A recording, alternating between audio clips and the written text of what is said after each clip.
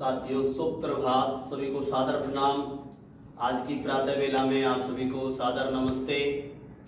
आज हम आपको कुछ विशेष जानकारियों से अवगत कराने वाले हैं। आशा करता हूं कि आप सभी बड़े ही सुंदर तरीके से सुनेंगे, समझेंगे और यदि आपको अच्छा लगे तो आप अपने जीवन में भी उसे अपनाएंगे। तो साथियों, सबसे पहले मैं अपनी बात रखना चाहूँगा आप सभी से।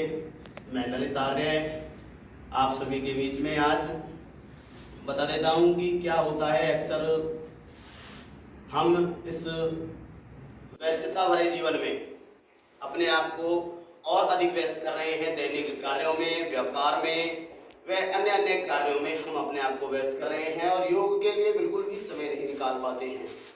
और समय निकाल भी पाते हैं, बैठ के बोलो, समय निकाल भी पाते हैं तो उसमें हम क्या करते हैं कि हर बड़ा में अपने शरीर को जो समय देते हैं मॉर्निंग या इवनिंग में, तो उसमें कुछ जल्दबाजी में ऐसे योग अभ्यास या ऐसे व्यायाम कर लेते हैं जिनके कारण हमें भिन्न भिन्न प्रकार की व्याधियां भी हो जाती हैं। तो प्यारे साथियों, हमारा शरीर है, हमें अपने शरीर को समझना है और जैसे ही हम अपने शरीर को समझ पाएंगे तो हम उचित प्रकार से व्यायाम, आसन और प्राणायाम को चयन कर पाएंगे। तो प्यारे साथियों, हमारा शरीर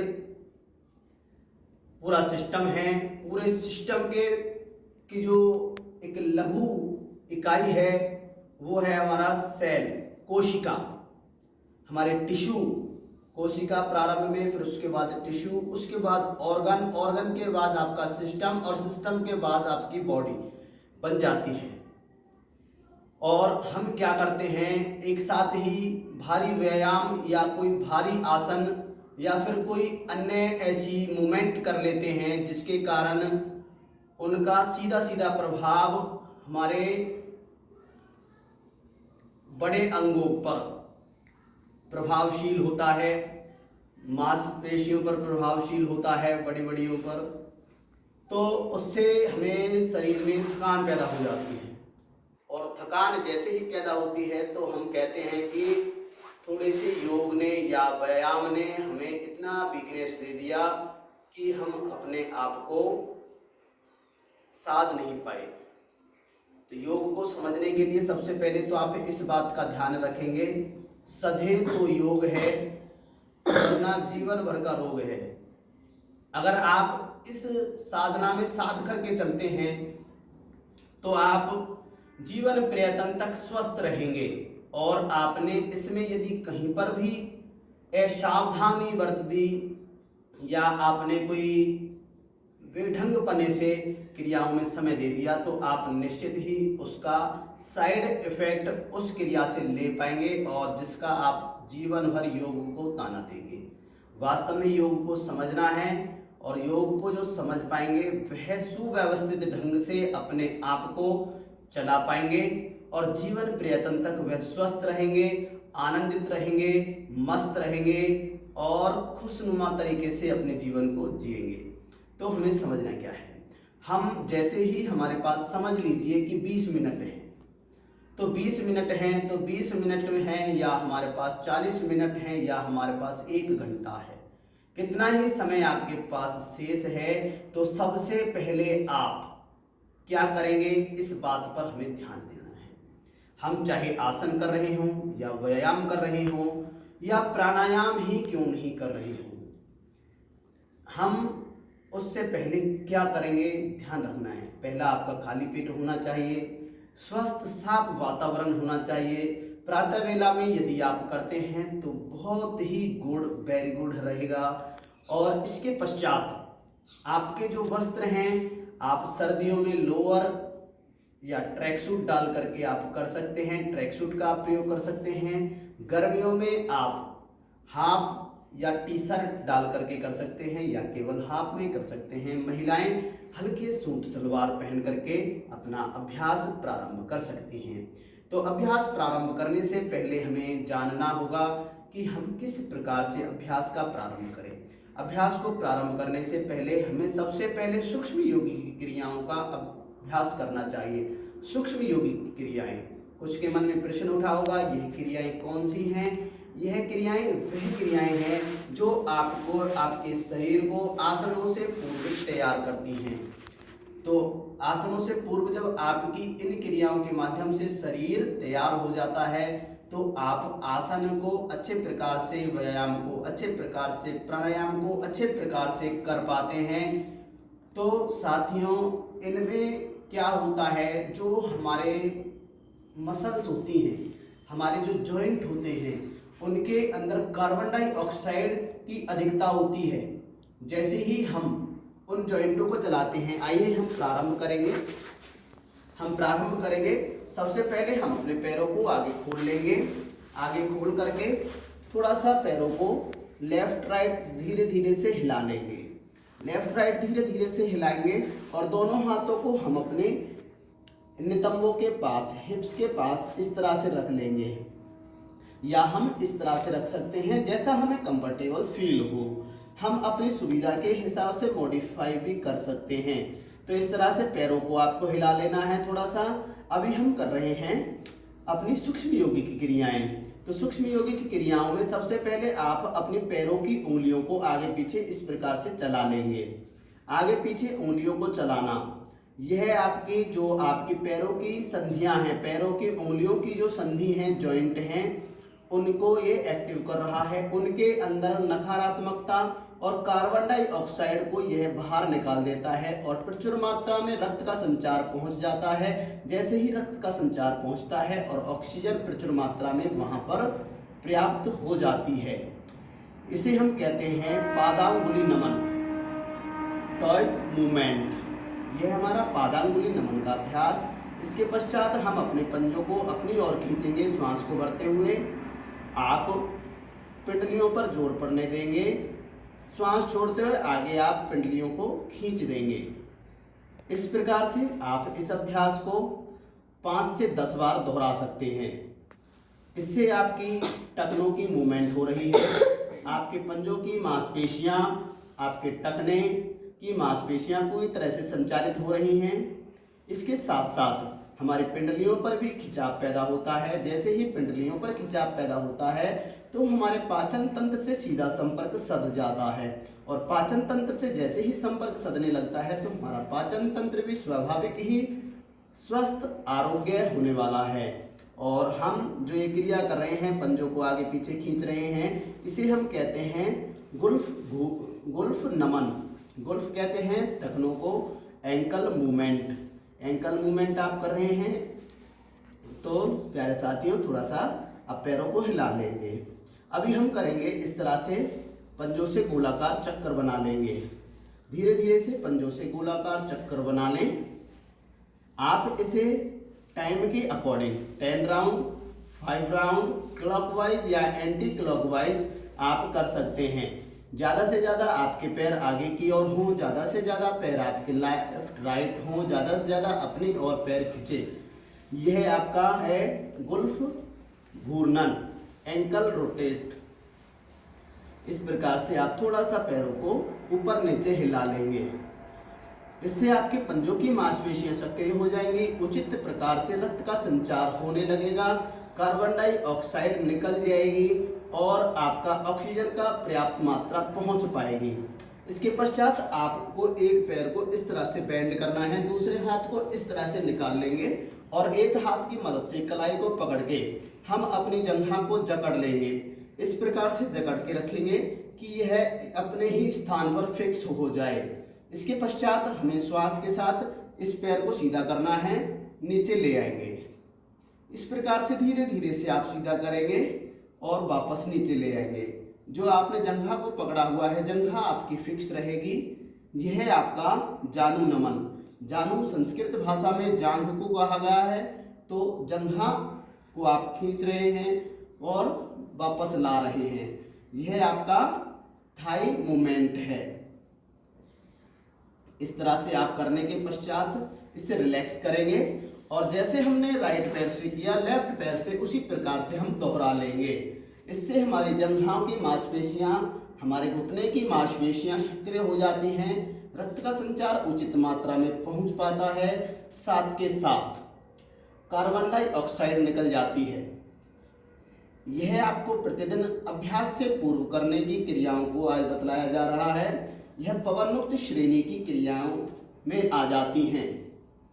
पवन मुक्त जैसा कि नाम से आभास होता है, हमारी जॉइंट्स में जो एयर है उसका रिलीज करना है, उसको फ्री करना है, उसे मूवमेंट, उसको मूव करना है। तो आइए एक बार फिर पकड़ लेंगे। आप लेंगे इस प्रकार से। अब हम इसे पकड़ लेंगे। अभी हमने किया था जानु नमन, अभी हम करेंगे जानु चक्र।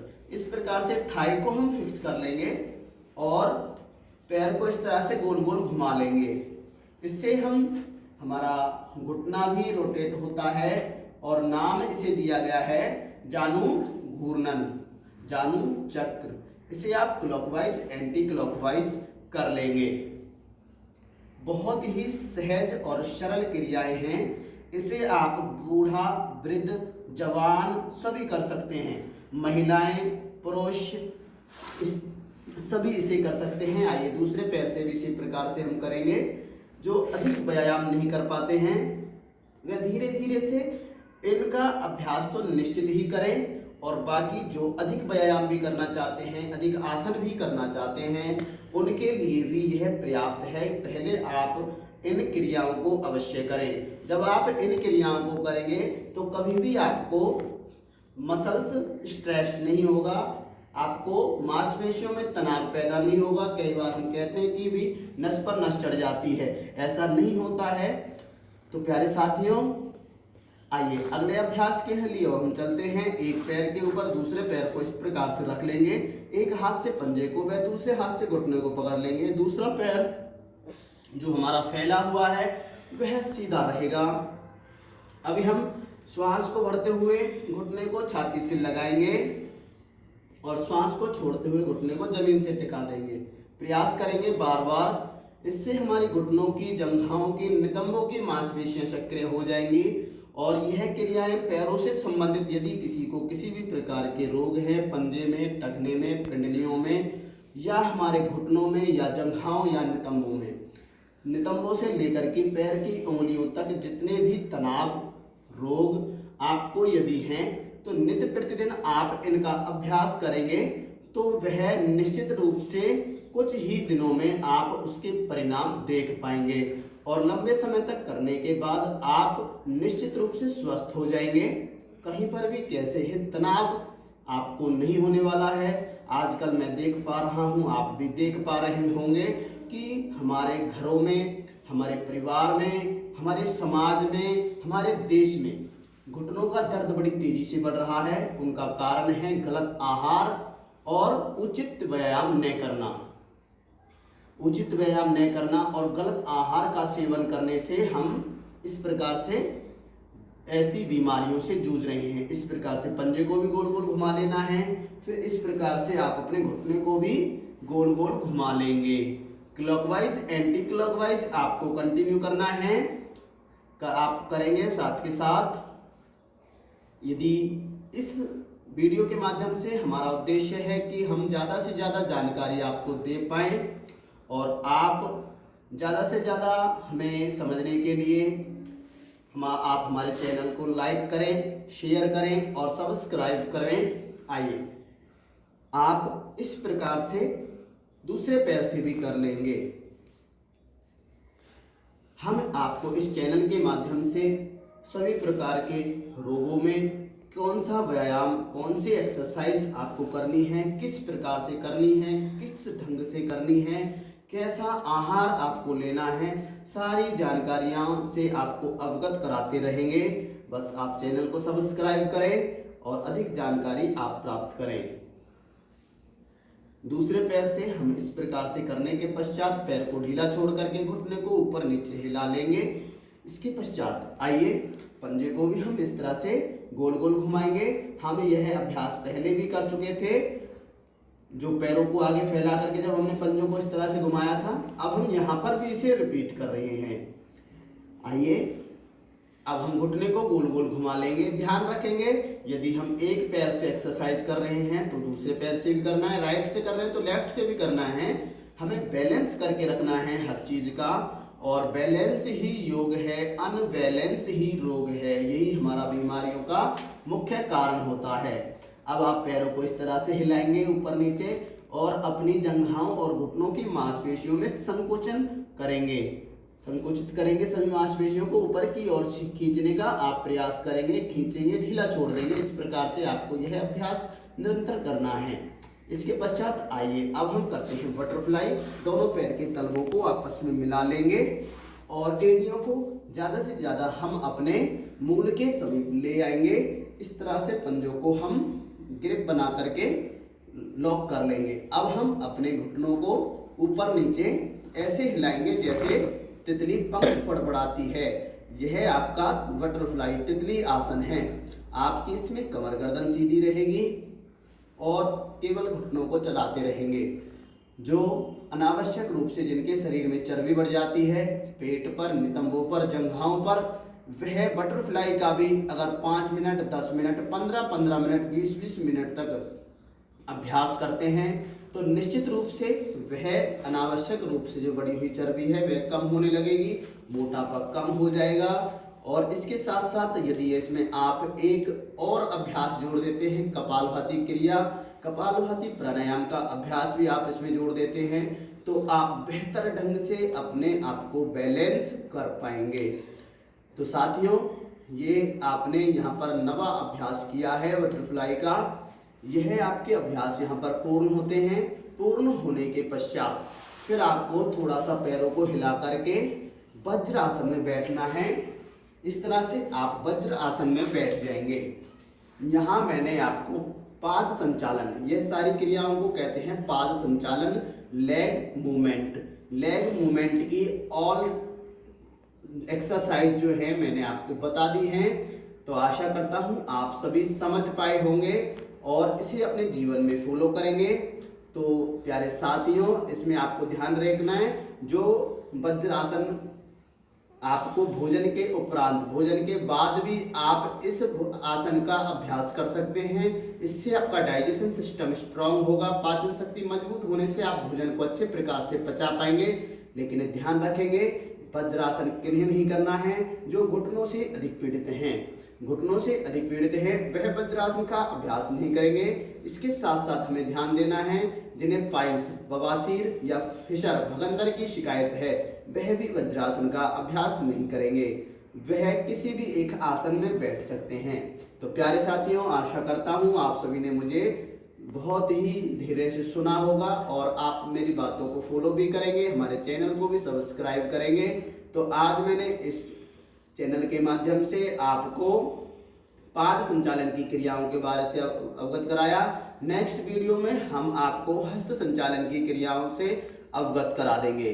धीरे धीरे हम आपको पूरी शरीर की जानकारी देने का एक प्रयास करेंगे। जय हिंद, नमस्ते, सबको शुभ प्रभात, आपका दिन शुभ हो, मंगलमय हो। जय श्री राम।